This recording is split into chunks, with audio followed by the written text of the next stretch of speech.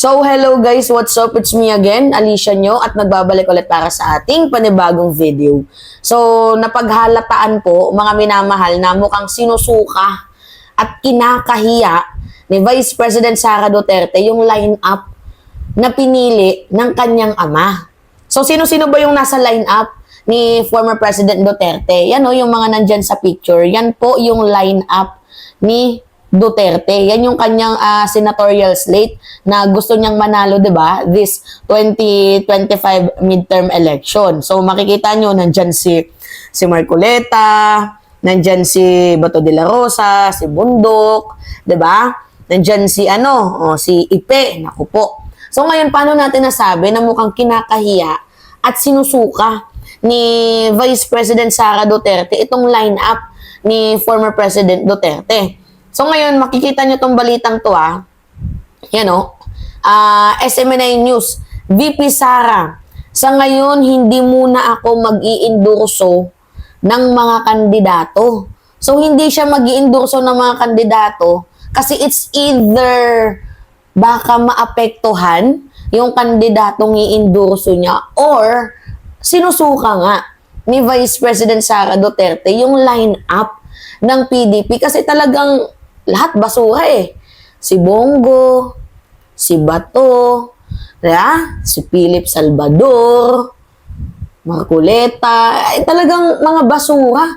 Ang sikat nga lang dyan, mga minamahal, na mukhang makakapasok ngayong 2025 ay it's either si Bato or si Go, pero the rest is history.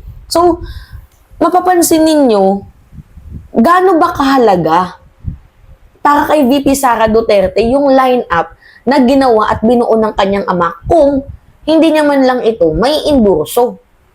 'Di ba? So pinapahalagahan mo ba yung mga taong 'yan or you are just using them para yung influence mo, 'di ba? Ginagamit mo sila para maging attack dog mo. Hindi natin mawari, hindi natin alam kasi hindi naman tayo si Vice President Sara Duterte. Pero yung akin lang dito, kinakahiya mo ba? Parang ganun Ganun yung amoy, ganun yung tono, ganun yung taste. Kung hindi mo kayang i-endorso, yung sinusuportahan ng ama mo, abay baka kinakahiya ni Vice President Sara Duterte, lalo pat nandyan si Philip Salvador. 'Di ba? Na feeling matalino. Diba, mga minamahal? Ano pa nga sabi ni Philip? Hindi daw mabubuo ang PDP kung walang dyan, kung puro daw bobo. Yan yung sabi ni Sara ni Philip Salvador. Wait lang, hanapin nga muna nating statement ni Ipe. Tawang-tawa ako dun Ito sabi niya. Basahin natin Sabi niya dito, tandaan ninyo, hindi mabubuo ang PDP senatorial slate kung may bobo dito. So maybe parang naangasan itong si Sara Duterte. Diba? Kasi masyadong buhat bangko. Kaya nahihiya or sinusuka niya ang line-up. Or pwede din naman natin sabihin, mga minamahal, na siguro kaya hindi niya ma-endorso kasi diba napakadaming issue ni VP Sara. Ano yung issue niya patungkol sa confidential funds? Ano ba yung confidential funds na ginagawa ng taong bayan? Yung 612 million. Diba? Kaya nga gusto nang ma-impeach ng taong bayan itong si Sara Duterte, 4 out of 10. Diba? Mga minamahal, 46 or 41% ang Pilipino na gustong ma-impeach itong si Vice President Sara Duterte bilang VP ng bansang Pilipinas dahil sa mga anomalya, di umano. So I think, sa kabilang banda, it's either sinusukan niya yung grupo na binuo ng kanyang ama or baka nahihiya din siyang mag-endorse kasi madami siyang issue at baka yung i-endorso niya hindi manalo. Nagigets ninyo? Pwedeng ganun Kung paglalaruan lang natin yung kahalayahan sa pag-iisip, pwede nating sabihin na siguro maybe hindi niya kayang i-endorse kasi baka madawit sa issue niya. 'Di ba? Kasi kung mabaho na yung pangalan ni Bato, mas lalo pang babantot kapag in-endorso pa ni VP Sara. Pwedeng ganon. So I think maybe she is just protecting the names ng senador ng kanyang ama. Kasi pag hindi yan manalo, nako, mayayari sila. Kasi pwedeng ma-impeach itong si Sara Duterte after ng midterm election. Pag hindi manalo si Bato, matanggal si Go, 'di ba? Hindi makapasok si Ipe, hindi makapasok si Marcoleta. Tapos probably mostly ng mga papasok dyan sa Bagong Pilipinas slate ay talagang mga pro-impeachment kagaya ni Bam Aquino, ni Benjo Abalos. Yan, 'di ba? Yung mga Tulfo, wag niyo iboto si Lito Lapid. Yung Soto, si Ping Lacson, 'di ba? One Rider Party, si Busita. 'Di ba? So nagigets ninyo mga minamahal, maybe gusto niyang protektahan yung pangalan ng kanyang mga senador kasi once na inendoso niya yan, wala nang bawian yan eh. 'Di ba? Lalo pat yung pangalan niya umaalingasaw. So dahil umaalingasaw yung kanyang name, para sa akin, siguro pinoprotektahan niya na lang din.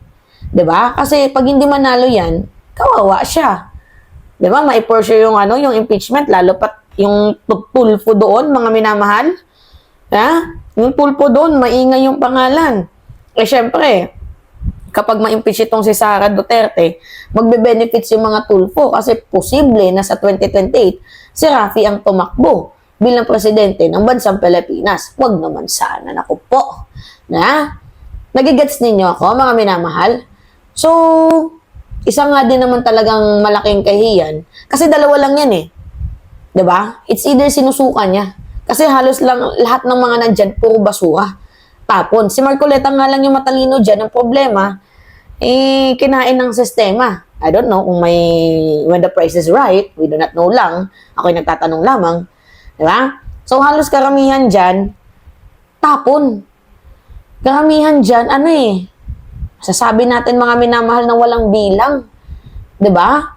So, ang target pa naman nila, lahat sila makapasok, sabi ni Vic Rodriguez. Paano yan kung isa lang yung nakapasok sa inyo? Diba? So, I think, pinoprotektahan ni Sara Duterte. Yun lang yung aking basa. Pinoprotektahan ni VP. Or, kung hindi niya man pinoprotektahan, maybe, nahiya siyang i-endorso. Kasi, kalakip ng kanyang pangalan, yung baho. Diba? So, yun po, mga minamahal.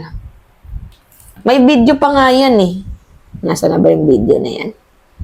Yan ako sa inyo i-play ko sa inyo yung video, mga minamahal. Wait lang ha, nandito yung video na yan. Hanapin natin. Personal decision ko na huwag mag-endorse ng kandidato, local man or national candidate. Okay. So, mga minamahal, i-play na lang natin dyan. Yun po. So, ako, nanghihingi lang ako ng comments. Diba? Tapos, i-like nyo po itong ating video. Tapos, hit the notification bell at subscribe nyo para lumawak pa yung familya natin dito sa Minamahal Challenge. Anyway, mga minamahal, it's me again, Alicia nyo, at nagbabalik ulit para sa ating panibagong video.